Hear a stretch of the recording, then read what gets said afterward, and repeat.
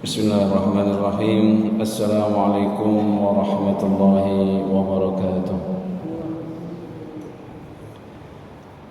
Alhamdulillahil mubdi wal mu'id, al-fa'alu lima yurid, alladhi khalaqal khalqa faminhum syaqiyyu wa sa'id.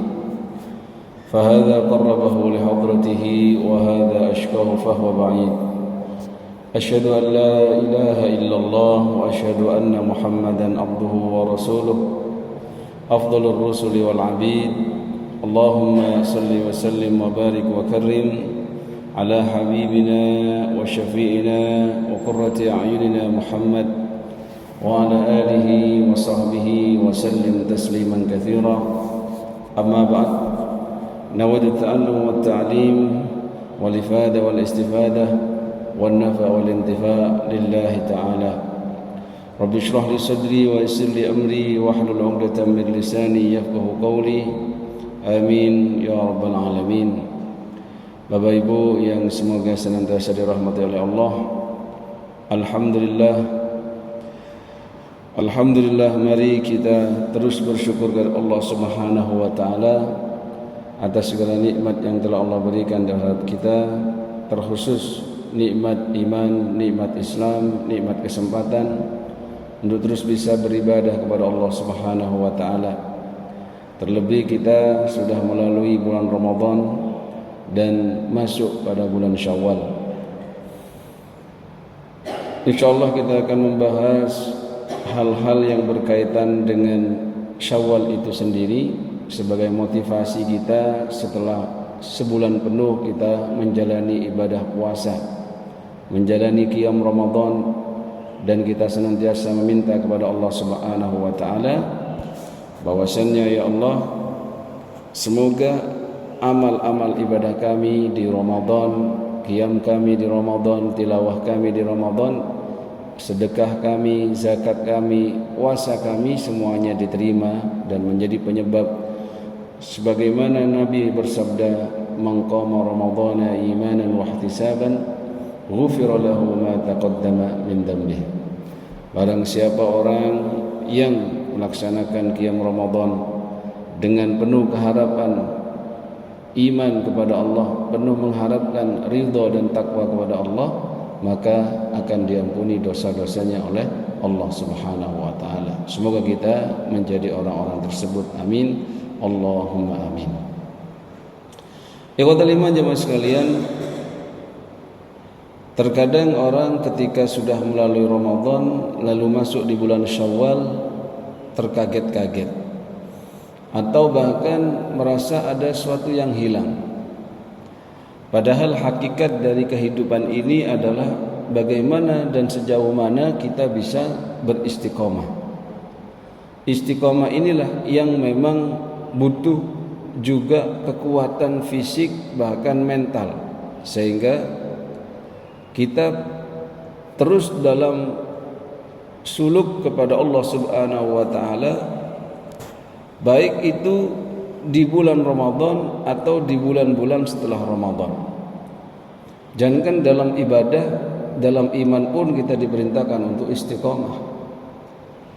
Nabi SAW ketika ditanya oleh seorang untuk memberikan wasiat kepadanya, bahwasannya kata Nabi SAW, "Qul, katakan, amantu billah, aku beriman kepada Allah, tsumma istaqim, kemudian beristiqomahlah dengan keimananmu." Dan beristiqomah dalam keimanan ini semakin penting, khususnya ketika kita berada di akhir zaman, di mana Nabi SAW mengingatkan kepada kita betapa dahsyatnya ujian di akhir zaman itu, di mana keimanan seseorang bisa berganti-ganti. Bahkan di pagi hari orang itu bisa jadi beriman, tapi sorenya sudah kafir atau murtad, na'udzubillah. Begitu juga bisa jadi seseorang itu di sore harinya masih beriman, ternyata di pagi harinya sudah berganti keimanannya, na'udzubillahi min dzalik. Nabi menyampaikan, An Nabi Hurairah radhiyallahu anhu, dari Abi Hurairah radhiyallahu anna Rasulullah sallallahu alaihi wasallam qala, sesungguhnya Nabi sallallahu alaihi wasallam bersabda, badiru bil a'mal, mari kita bersegera kepada amal. Beramal karena Allah, bersungguh-sungguh dalam amal, tidak memandang apakah kita ada di Ramadan atau kita sudah di luar Ramadan, karena kita ingin menjadi generasi Rabbani. Rabbani itu berorientasi kepada Rabb, yaitu Rabbul Alamin, yaitu Allah subhanahu wa ta'ala. Sehingga dikatakan kunu Rabbaniyin wa la takunu Ramadaniyin. Janganlah kalian menjadi orang yang berorientasi kepada Ramadan saja, hanya mengharap pahalanya saja yang dilipat gandakan di sana, tetapi yang jauh lebih baik dari itu adalah menjadi orang-orang yang terus berorientasi kepada Rabbul Alamin. Tidak pandang Ramadan atau tidak Ramadan. Maka kata Nabi, badiru bil a'mal, ayo silakan kita bersegera menuju amal-amal kebaikan. Fitanan ka qita'il lail, karena fitnah di akhir zaman khususnya ini seperti pergantian ka qita'il lail muzlim, malam yang gelap. Yusbihur rajul, di mana seseorang bisa jadi dia ini masuk di waktu pagi mukminan dengan kondisi yang beriman, wa yumsi kafiran, namun sayang di sore harinya dia sudah kafir kepada Allah. Wa yumsi mukminan, atau juga seseorang bisa dia beriman di waktu sore, wa yusbihu kafiran, tetapi ketika waktu pagi sudah kafir, kufur kepada Allah, murtad dari agama Islam, na'udzubillah min dzalik. Sebab apa? Yabi'u dinahu bi'aradin minad dunya, dia menjual agamanya dengan dunia, yang mana dunia itu bisa berupa wanita. Jadi ada yang menikah dengan orang yang tidak seiman, lalu dia pun keluar dari imannya. Bisa juga harta, karena iming-iming jabatan, harta, gaji dan lain sebagainya, bisa dia meninggalkan agamanya. Na'udzubillahi min dzalik. Maka ikhwatul iman jemaah sekalian, mari kita bersama-sama wasari'u ila maghfiratin min rabbikum. Mari kita bersama-sama bersegera menuju maghfirahnya Allah subhanahu wa ta'ala, menuju juga kepada wajannatin, surganya Allah, yang mana diibaratkan oleh Allah, arduhas samawati wal ardu uiddat lil muttaqin, yang luasnya itu, surga itu seluas langit dan bumi, yang mana disiapkan dan sudah disiapkan sejak saat ini lil muttaqin, bagi orang-orang yang bertakwa. Dari ayat ini kita meyakini dan mengimani bahwasannya perintah Allah menuju surga. Begitu juga kita kaitkan dengan perintah Nabi badiru bil a'mal, ada keterkaitan. Walaupun kita terkadang menilai amal kita tidak layak untuk dijadikan tiket menuju surganya Allah. Tetapi apa? Tetapi dengan beramal itulah kita berpeluang untuk mendapatkan ampunannya Allah, berpeluang mendapatkan ridhonya Allah, surganya Allah. Semakin besar peluangnya, semakinlah kita ini banyak beramal, semakin besar potensi kita mendapatkan peluang itu. Maka ikhwatul iman jemaah sekalian, Ramadan kita sudah menyibukkan diri kita dengan ibadah hablum minallah, hablum minan nas, dan Syawal ini juga kita harus bisa mempertahankannya. Minimal istiqomah dengan dia. Kalau di Ramadan kita ini qiyamul lail, ya di luar Ramadan kita juga harus bisa menjaganya, yaitu qiyamul lail. Jangan seperti apa yang disabdakan Nabi, jangan engkau seperti orang si fulan, dulu dia qiyamul lail, setelah itu dia pun meninggalkan qiyamul lail itu. Maka ikhwatul iman jemaah sekalian, mari kita jadikan majelis taklim ini atau kita jadikan masjid ini sebagai sarana bersama-sama menuju maghfirahnya Allah, menuju surganya Allah yang sudah digambarkan luasnya seluas langit dan bumi. Uiddat lil muttaqin, yang mana disiapkan oleh Allah bagi hamba-hambanya yang bertakwa. Jadi dalam keyakinan kita berdasarkan ayat ini, surga itu sudah Allah ciptakan sejak dahulu, dan saat ini pun sudah ada. Hanya kita diperintahkan untuk masuk kepadanya ini, dan diperintahkan menjadi orang yang bertakwa ini agar kita pantas dimasukkan oleh Allah ke dalam surganya. Karena Maha Adil Allah, ketika kita ini diberikan pilihan, ada surga ada neraka, lalu kita memilih jalan kepada neraka, berarti itu adalah kehendak nafsu angkara murka kita. Namun Allah melarang kita untuk ke sana. Allah memerintahkan kita untuk menjemput maghfirahnya, untuk bersegera menuju surganya, dan salah satu caranya adalah dengan banyak beramal dan mentauhidkan Allah Subhanahu wa taala. Ikhwatal iman jemaah sekalian, yang terpenting lagi di mana Allah melanjutkan siapakah kriteria al-muttaqin yang sudah disiapkan oleh Allah surga ini.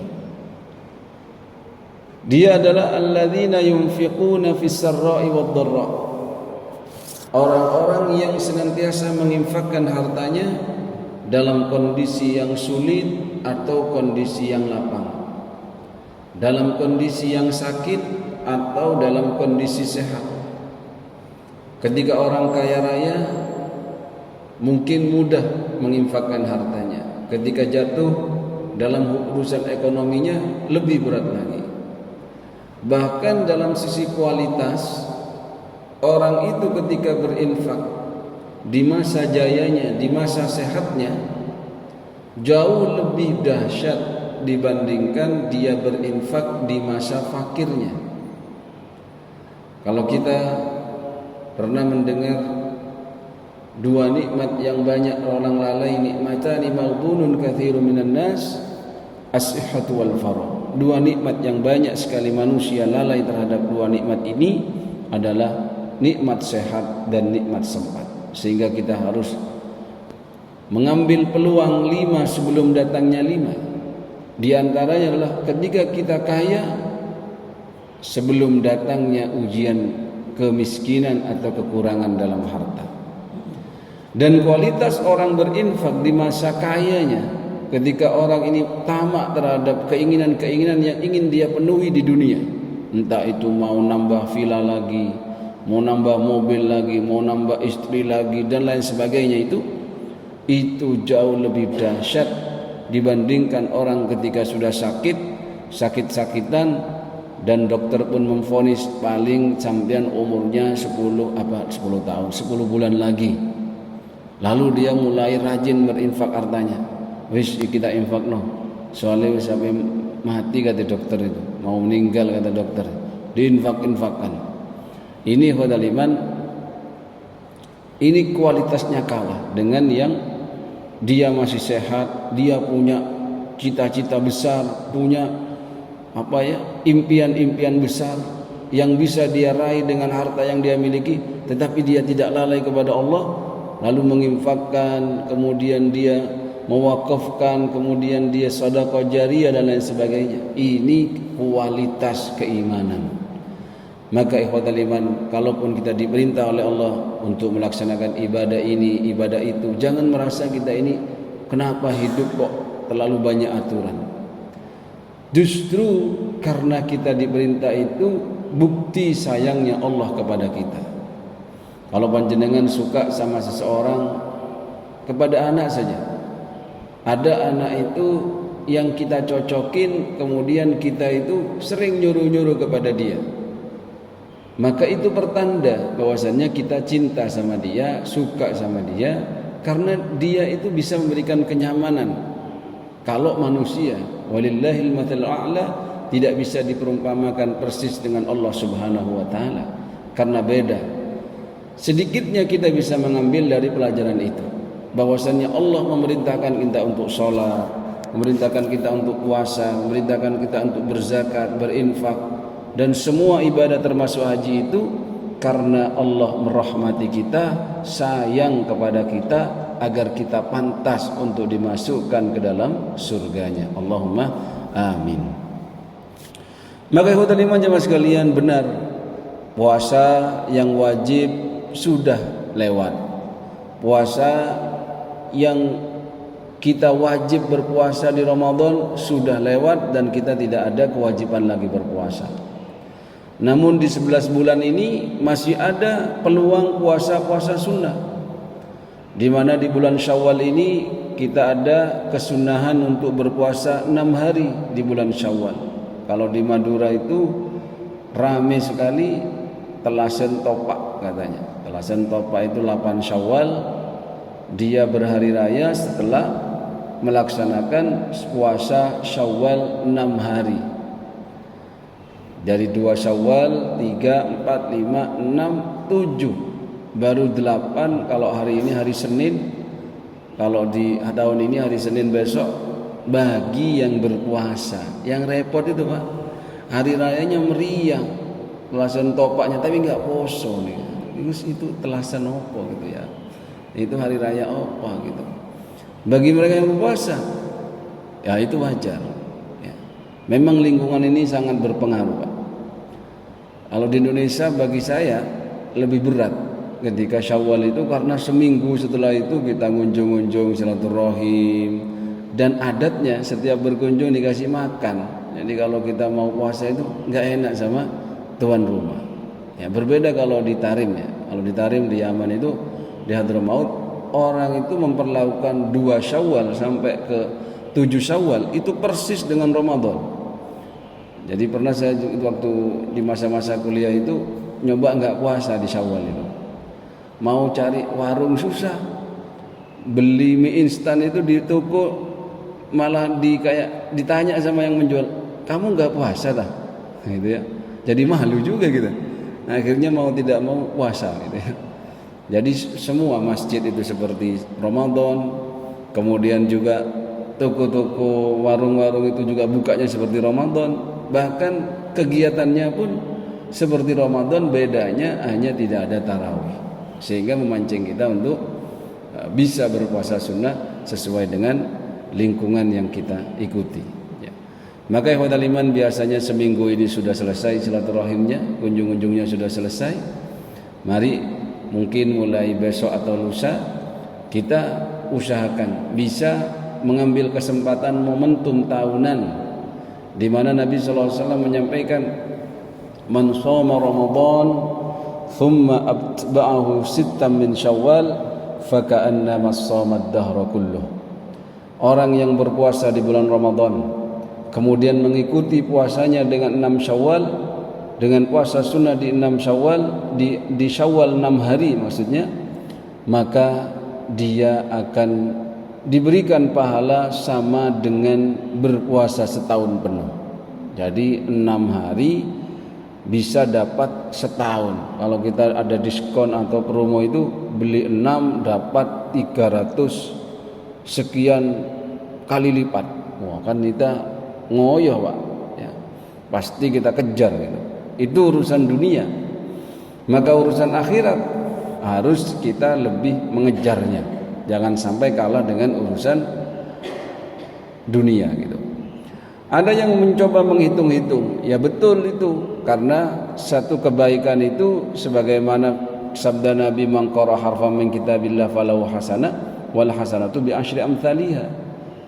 Kalau kita baca Al-Qur'an satu hurufnya satu kebaikan dikalikan menjadi 10. Ya kalau kita hitung-hitung, kalau 30 hari yaitu hitungan sebulan itu dikalikan 10 menjadi 300, maka kita sempurnakan dengan 6 Syawal, 6 kali 10 jadi 60, 360, maka kita diberikan pahala oleh Allah dengan menyempurnakan puasa sunnah di 6 Syawal itu ya, di 6 hari di bulan Syawal itu menjadi pahala setahun penuh. Boleh berurutan, boleh juga celong-celong gitu. Celong misalkan, oh besok Senin lari nggak ada acara kunjung-kunjung, udah puasa. Selasa puasa, oh Rebo ada acara walimah, ya sudah nggak usah puasa dulu. Kamis puasa, Jumat puasa, dan sampai selesai 6 hari. Monggo. Kemudian ikhwatul iman, bagi ibu-ibu yang mungkin punya utang puasa, saran saya tidak usah didobel kalau qadha Ramadan. Karena memang ada secara fikih boleh kita mendobel puasa sunnah dengan puasa wajib dengan niat satu. Dengan niat misalkan besok kita punya kewajiban puasa kafarat atau puasa nazar, kan wajib. Kemudian ketepatan hari besok itu Senin, maka kita niatkan, ya Allah saya mau berpuasa nazar wajib karenamu, dan juga saya niatkan besok berpuasa hari Senin sunnah karenamu. Itu mendapatkan pahalanya. Namun ada pendapat ulama yang mana Ramadan itu kan tidak diperkenankan untuk didobel seperti itu. Yang saya perhatikan karena memang Ramadan itu spesial, Pak. Bahkan dikatakan satu hari kita tidak berpuasa di bulan Ramadan, andai kata ini mau kita ganti setahun dengan puasa di luar Ramadan, itu masih belum bisa mengalahkan hebatnya bulan Ramadan. Maka dilihat, misalkan seumpama pendapat-pendapat ini Pak bisa kita gunakan semua. Misalkan begini, ibu-ibu waktu dia ini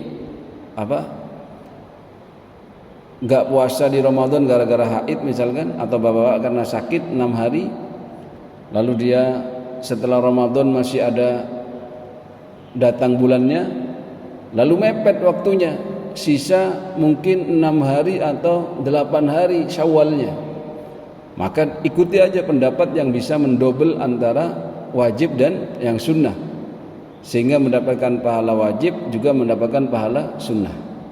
Kalau ternyata dilihat peluang untuk Syawalnya masih banyak, silahkan dahulukan qadhanya dulu baru Syawalnya. Atau begini, dia melihat kalau mau ikut pendapat yang tidak didobel, kalau saya puasa qadha dulu habis nih puasa Syawalnya, ya silakan Syawal dulu, kemudian nanti qadhanya setelah bulan Syawal. Boleh seperti itu. Tapi kalau mau ikut urutan yang ideal adalah, kalau mau lihat dari redaksi tekstual hadisnya, ya Ramadan dulu tuntaskan, lalu setelah itu Syawal. Jadi yang bagus itu jangan nunggu ngodoknya, jangan santai-santai aja gitu, dibiarin padahal ada kesempatan gitu. Ya, di ikhwatal iman kita ukur kemampuan kita, kondisi kita, dan mana yang lebih efektif atau lebih mempermudah kita, karena agama ini yusrun, yassiru wala tu'assiru. Berikan kemudahan dalam beragama itu, selama itu juga ada dasarnya, jangan mempersulit, karena agama Islam ini mudah Pak, tetapi tidak untuk dimudah-mudahkan. Itu dalam urusan puasa.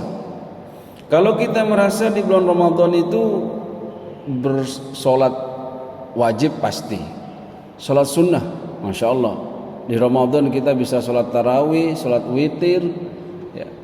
Ada yang mengambil 11, ada yang mengambil 20, ada yang mengambil 30, bahkan 40 ya, terserah, bilangannya banyak. Lalu kita merasa bagaimana dengan di luar Ramadan gitu.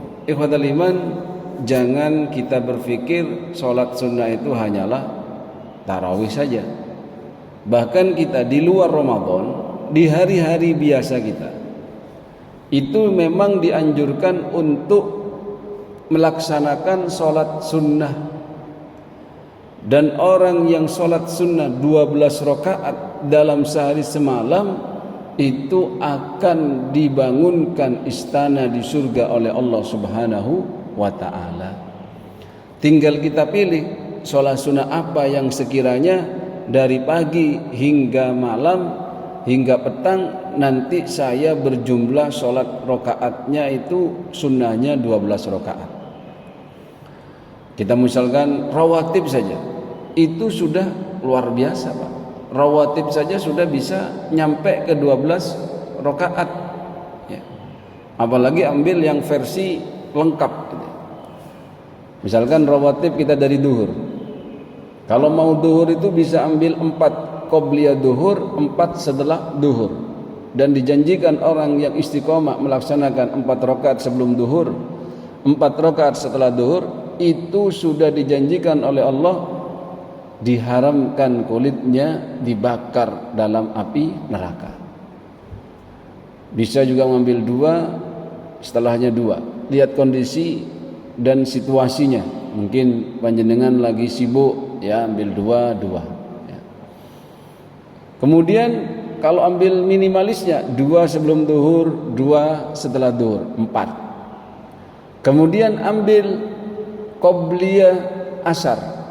Qobliyah asar itu 2 rakaat, berarti 6 yang minimalis. Kalau mau ambil yang maksimalis, maksimal ya 4. Jadi 4 rakaat sebelum asar. Itu saja. Kalau kita ambil maksimal 4 sebelum duhur, 4 setelah duhur sudah 8. Ditambah 4 sebelum asar sudah 12. Sudah dapat istana 1. Tiap hari kita bangun istana, walaupun rumah kita nggak pernah bisa kita bangun, tidak apa-apa. Ya, sudah nggak bisa bangun di dunia, di surga juga nggak bisa bangun, kan rugi kita ini. Kenapa keutamaannya? Ada dalam sebuah hadis Nabi sallallahu alaihi wasallam mendoakan umatnya yang sholat 4 rakaat sebelum asar itu, rahimallah rajul shalla 4 rakaatin qablal asr. Kama qala hadis, yang mana artinya adalah semoga Allah merahmati seseorang yang sholat 4 rakaat sunnah sebelum dia sholat asar. Jadi ambil minimalis 2, kalau yang maksimal 4. Didoakan oleh Nabi agar kita mendapatkan rahmat dari Allah Subhanahu wa ta'ala. Tiap hari kalau kita sholat 4 sebelum asar, didoakan rahmat oleh Nabi agar kita mendapatkan rahmat Allah Subhanahu wa ta'ala. Itu sudah dahsyat sekali ya, berarti kalau sebelum duhur 2, setelah duhur 2, sebelum asar 2, yang minimalis 6. Jadi kalau kita belajar fikih kan ada rawatib yang muakkad ya, dan ghairu muakkad. Muakkad itu yang sangat dianjurkan dan sebaliknya biasa-biasa saja. Dalam artian ya kita sama-sama ingin yang terbaik, maka ukur diri kita mana yang akan saya ambil. Jadi kalau tadi yang muakkad yang biasa kita belajar adalah qobliyah duhur 2 rakaat, ba'diyah duhur, itu sudah masuk muakkad. Qobliyah asar, kemudian ba'diyah maghrib dan ba'diyah isya. Berarti berapa itu Pak? Duhurnya 4, asar tambah 2, qobliyahnya 6, setelah maghrib 2 lagi 8, setelah isya 2 lagi, kemudian berapa? 10. Nanti tambah qobliyah subuh yang dikatakan rakaatani qoblal fajr khairum minad dunya wa ma fiha. 2 rakaat sebelum sholat fajar, sholat subuh itu lebih baik daripada dunia dan seisinya. Kalau ikut rawatib saja kita dapat 12 ya. Apalagi kita tambahkan dengan witir, bisa setelah isya. Kalau kita biasa bangun malam, silakan jadikan witir di akhir ibadah sholat sunnah kita, yaitu setelah sholat tahajud.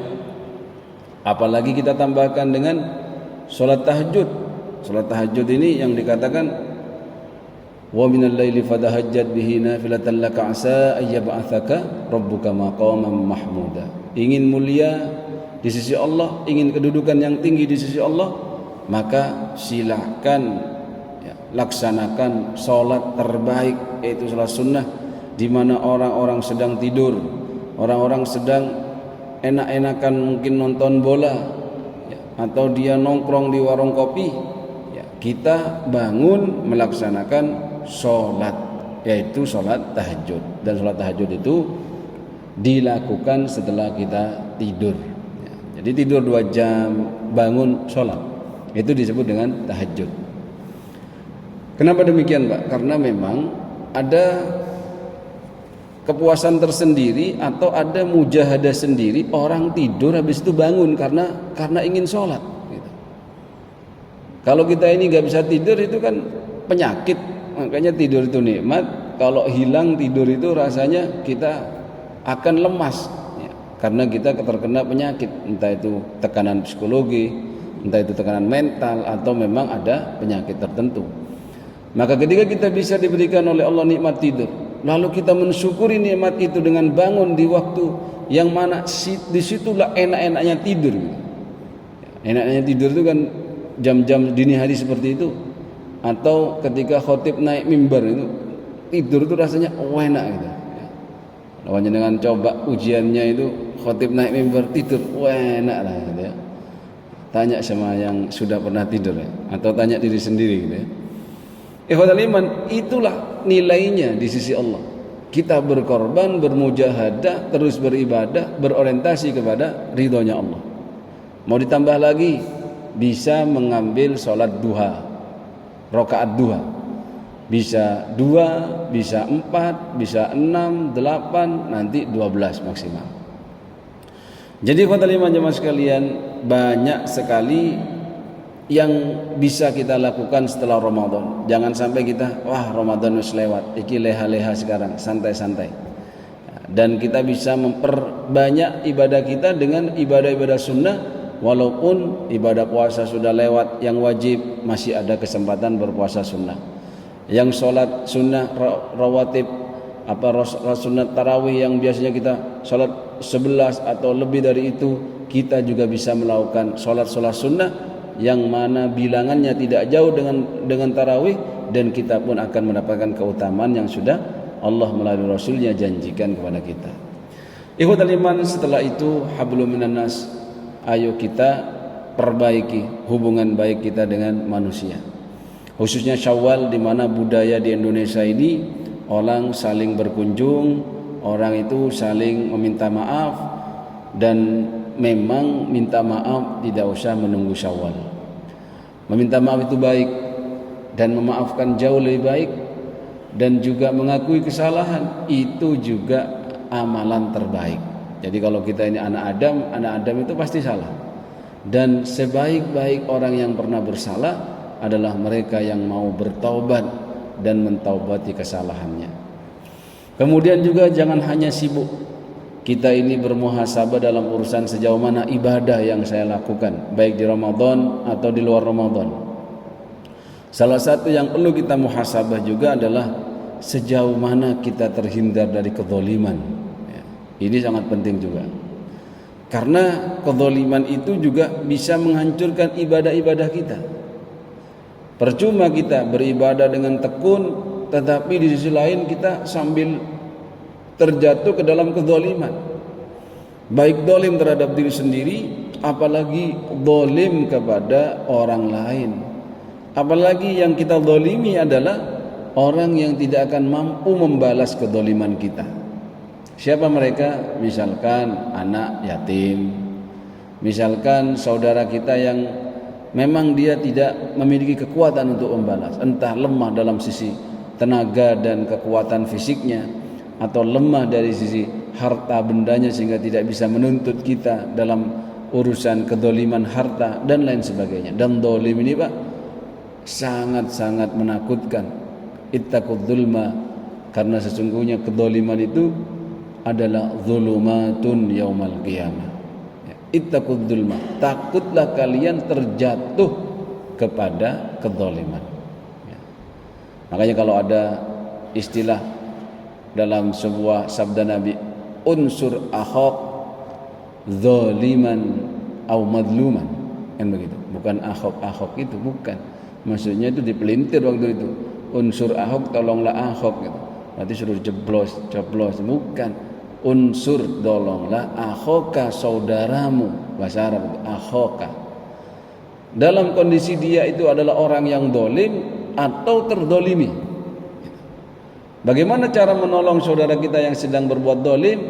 Ya kita ingatkan dia, kita berikan dia ini nasihat, apalagi ketika dia minta nasihat. Atau kita fadzakir fa inna dzikra tanfa'ul mu'minin, kita ingatkan kepada dia bahwasannya mungkin ada hak mustahik 8 dalam surat At-Taubah itu yang harus engkau tunaikan dalam hartamu. Zakat itu sedekah yang wajib. Sedekah yang wajib, zakat fitrah yang identik di Ramadan sudah lewat. Tapi zakat mal belum lewat, dalam artian berbeda orang itu haulnya, kapan dia wajib zakatnya. Jangan sampai seperti kesalahan-kesalahan, pokoknya zakat mal harus Ramadan, ngejar keutamaan Ramadan saja. Oh, tidak bisa begitu. Kalau semua orang kaya menjadikan haulnya 1 tahun yang dia lewatkan itu ditunaikan zakat malnya di Ramadan, kasihan orang-orang lemah itu di luar Ramadan, nanti mereka pada tersiksa semua. Makanya berbeda-beda haulnya zakat mal itu dibandingkan zakat fitrah, kan begitu. Kalau zakat fitri memang identiknya di Ramadan, atau yang paling afdal ketika malam takbiran itu sampai khotib naik mimbar di Idul Fitri. Tapi kalau zakat mal berbeda-beda. Mungkin haulnya ada yang di bulan Dzulhijjah, ada haulnya di Syawal. Jadi tergantung kapan dia mencapai nisab. Nilai minimal batas wajib zakatnya, misalkan kalau emas 84 gram, kalau uang dikonversikan ke emas 84 juta, kalau 1 gramnya 1 juta. Dan apakah nyampe 1 tahun? Itu jadi berbeda-beda. Ikhwatal iman jamaah sekalian, maka ibadah-ibadah ini harus kita jaga. Dan Syawal ini sebenarnya artinya meningkat. Meningkat itu jangan sampai setelah Ramadan kita jeglak, bahasanya itu. Jeglak itu yang dulunya tilawah, habis itu ya sudah. Yang dulunya bisa qiyam Ramadan dengan tahajud, akhirnya setelah itu tidak. Itu yang tidak bisa diterima, dalam artian kurang istiqomahnya. Dan ahsanu amala itu salah satunya adalah adwamuha, yang dikatakan alladzi khalaqal mauta wal hayata liyabluwakum ayyukum ahsanu amala, yang mana Allah menciptakan kematian dan kehidupan itu untuk menguji kepada kalian siapa yang bisa berbuat sebagai orang yang berihsan dalam amalnya. 3 hal kriterianya ihsanul amal. Yang pertama adalah akhlasuha, yang paling ikhlas karena Allah. Yang kedua adalah aswabuha, yang paling sesuai dengan tuntunan Rasulullah. Dan yang ketiga adalah adwamuha, yang paling konsisten dalam beramal. Konsisten dalam beramal itu adalah istiqomah, Pak, bahasanya. Jadi istiqomah itu memang, bahkan ada pepatah, al-istiqomatu khairum min alfi karamah. Istiqomah itu bisa menandingi, bahkan mengungguli dari 1000 karamah. Ya, lihat saja di dunia. Kereta api istiqomah dia. Jalannya istiqomah, waktunya istiqomah, sehingga orang mau lewat di rel kereta api itu harus lihat-lihat kanan kiri, apakah ada kereta mau lewat atau tidak, karena dia istiqomah, nggak bisa berhenti, sudah begitu-gitu saja. Itu perumpamaan dunianya. Atau kita kalau mau naik pesawat ada yang istiqomah delay gitu, maka kita itu malas, delay paling itu. Ada yang memang istiqomah betul dalam waktunya itu, sehingga dia dihargai betul, tidak mau terlambat kita, karena terlambat nanti ditinggal gitu. Maka iman, ibadah juga butuh istiqomah. Jangan sampai perbedaannya terlalu jauh. Justru Ramadan itu adalah awal dari bagaimana kita ini membangun kualitas diri kita dalam urusan apapun, baik hablum minallah dan juga hablum minannas, di mana kita tidak hanya mengukur sejauh mana kebaikan yang sudah kita lakukan, tetapi sejauh mana kita juga menghindari kedoliman-kedoliman yang Allah haramkan. Karena kedoliman ini berat, khususnya kedoliman yang berkaitan dengan hakul adami. Jadi kalau kita ini bersilaturahim, minta maaf, saling memaafkan, terkadang bisa jadi kita senyum antara satu dan yang lain karena kita berada dalam acara keluarga atau dalam acara reuni begitu. Tetapi kalau memang hati kita atau kita belum mendapatkan keridhaan dari orang yang kita dolimi dalam urusan harta, hutang piutang, dalam urusan kehormatan, maka senyuman itu tidak ada artinya, Pak. Atau senyuman di halal bihalal lah kalau bahasanya sekarang itu, yang mana kita harus tersenyum gitu karena mungkin harus foto bareng dan lain sebagainya, ini belum berarti. Maka ketika kita memiliki suatu ganjalan dalam kehidupan, mungkin kita pernah nelikung warisannya saudara kita, atau nelikung harta dari tetangga kita, atau bahkan seseorang yang kita dolimi dalam urusan harta, maka jalan utamanya adalah kita datangi dia silaturahim, kemudian meminta untuk merelakan Dengan apa? Dengan cara apa? Ya kita bayarkan. Tidak bisa sepurane nggih halal bihalal terus hutangnya gak nyaur, ya gak bisa. Sedangkan dalam urusan hutang itu katanya matlul ghani zulmun. Misalkan panjenengan punya hutang kemudian panjenengan itu punya kemampuan finansial lalu ditunda-tunda untuk nyaur hutang itu sudah kedoliman katanya. Matlul ghani zulmun.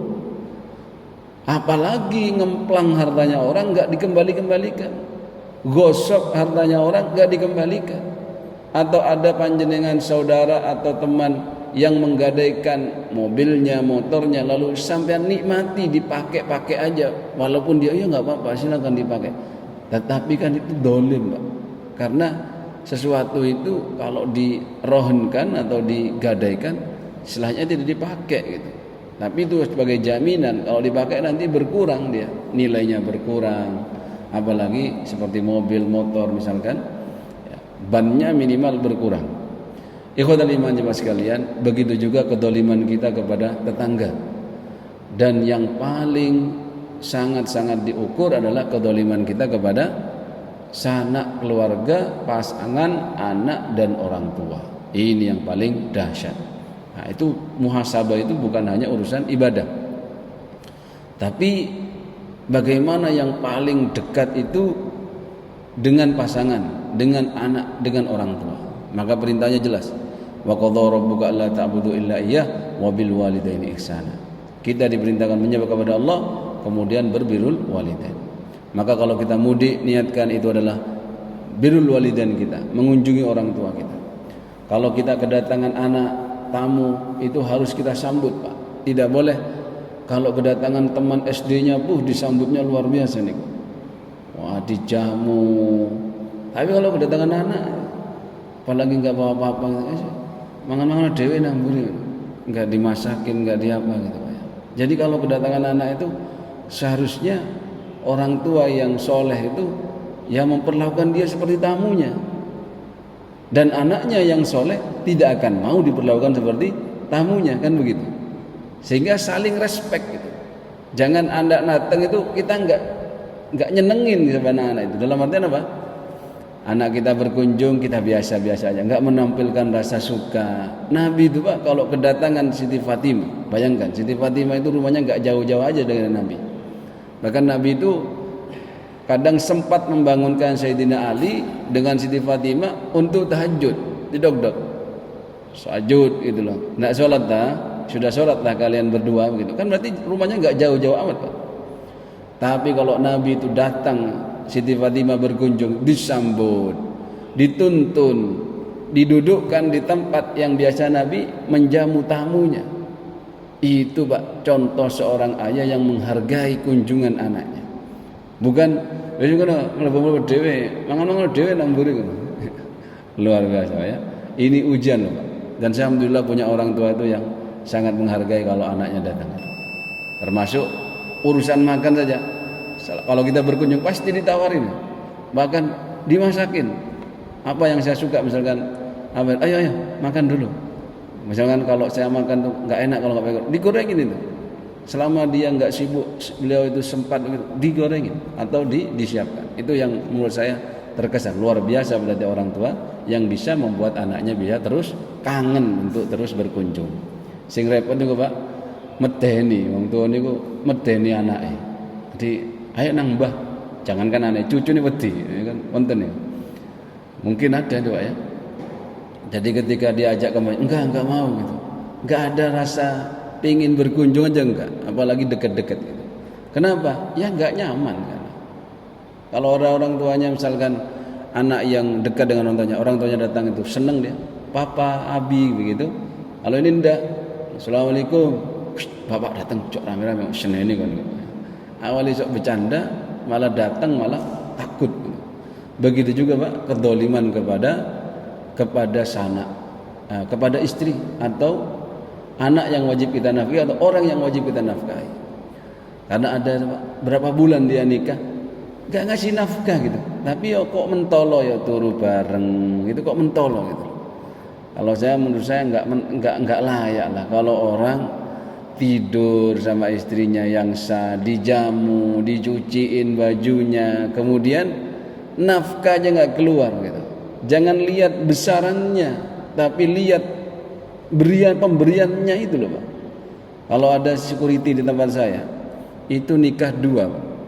Punya istri 2, gajinya 1,5 juta. Terus kata temennya itu Ustaz, gimana kok bisa itu? 500 dikasihkan ke istrinya yang satu, 500 ke yang satu, kemudian yang dia 500 untuk pegangan dia. Keren banget menurut saya itu. Kenapa dia berani memberikan 1/3 dari penghasilannya Pak? Belum tentu yang ngasih 2 juta ke istri itu 1/3 dari penghasilannya. Kan begitu. Mungkin gajinya 10 juta dikasih 1 juta. Berarti kan cuma 1/10 saja. Dan tidak ada alasan misalkan, aduh gaji saya cukup untuk saya sendiri, istri saya kan sudah punya penghasilan, lalu tidak memberikan dia nafkah, tidak memberikan, itu sudah kedoliman yang harus ditobati dan minta keridhaan kepada pasangannya. Kalau panjenengan punya menantu seperti itu, nasihatin Pak, jangan dibiarkan, karena panjenengan punya power dan itu haknya panjenengan untuk memberikan dia bimbingan. Kadang itu suami menjadi nyaman, sibuk dengan dirinya sendiri, berani bahkan beli yang dia sukai karena merasa istrinya sudah bekerja. Padahal katanya dalam surat hadis itu, kafa bil mar'i itsman ayyudayyi amayakut. Cukup dosa yang dihasilkan oleh seseorang itu banyak dan banyak ketika dia menyia-nyiakan orang yang wajib dinafkahinya. Istri wajib dinafkahi, anak wajib dinafkahi. Ini yang repot itu, punya anak kemudian cerai. Setelah cerai itu nggak mau tahu, udah nggak ngirim nafkah, nggak nanya-nanya gimana kan kondisi anaknya. Itu dosanya besar itu Pak. Ya.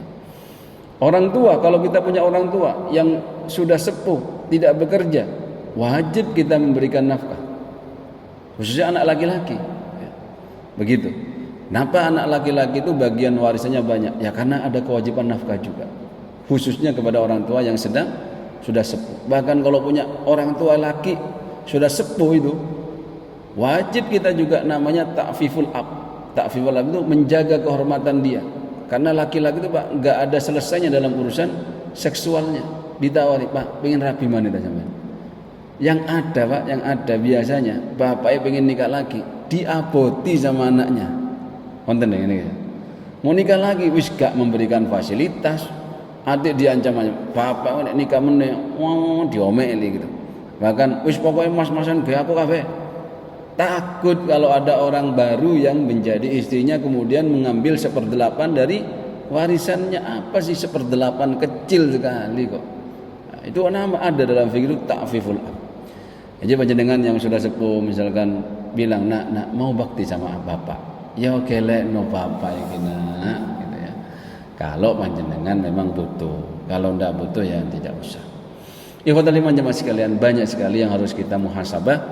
Jangan fokus kepada ibadah yang sudah kita lakukan, khususnya fokus juga kepada apa yang kita bisa jadi terjangkit kedoliman di situ. Terkait anak, haknya istri dan seterusnya. Termasuk kedoliman yang kita lakukan dalam urusan batin. Batin itu Pak, rasan-rasan itu dolim loh Pak, rasan-rasan dolim, suudzon sama orang dolim, dengki sama orang itu juga dolim. Naudzubillah. Karena kedengkian itu sendiri katanya, iyyakum wal hasada fa innal hasada ta'kul hasanat kama ta'kulun narul hatab. Kata Nabi, hindari penyakit dengki itu, karena dengki itu seperti seperti api yang membakar kayu bakar. Jadi dengki itu membakar hasanat, kebaikan-kebaikan kita.